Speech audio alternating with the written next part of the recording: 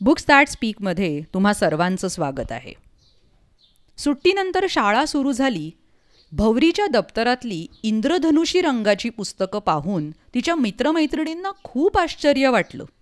त्यांना ती म्हणते कशी, अहो ही तर पिंपळाच्या झाडाची आणि शेंगावाल्या काकांची जादू आहे.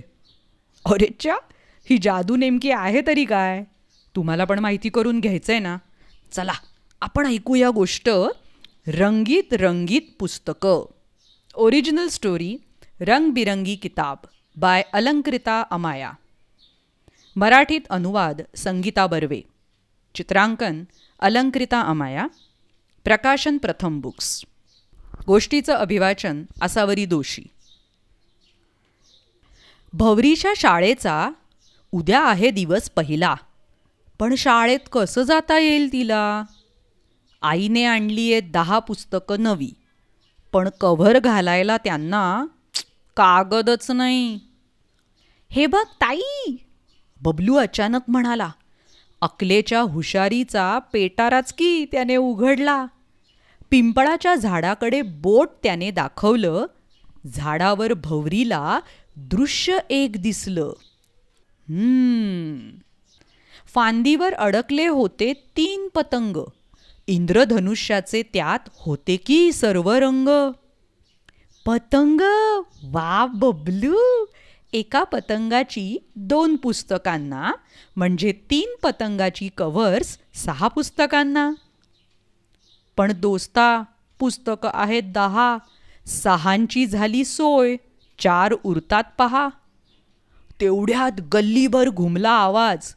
शेंगा घ्या शेंगा, भुईमुगाच्या शेंगा, गरमागरम शेंगा. शेंगावाले चाचा, अहो थांबा थांबा, मला हवी आहे तुमची थोडीशी मदत. कव्हरं घालायची आहेत पुस्तकांना, ताबडतोब हवे आहेत कागद. एवढंच ना? घे बेटा. शेंगावाल्या चाचांनी दिली 2 वर्तमानपत्र.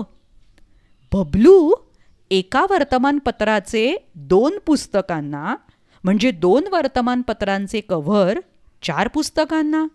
6 आणि 4 झाले की 10. कामच आपले झाले की पहा.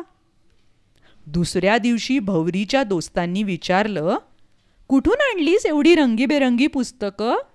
भौरी म्हणाली, ही तर शेंगावाल्या चाच्यांची आणि झाडावरच्या पतंगांची कमाल. रंगीबेरंगी पुस्तकांमुळे उडाली की धम्माल.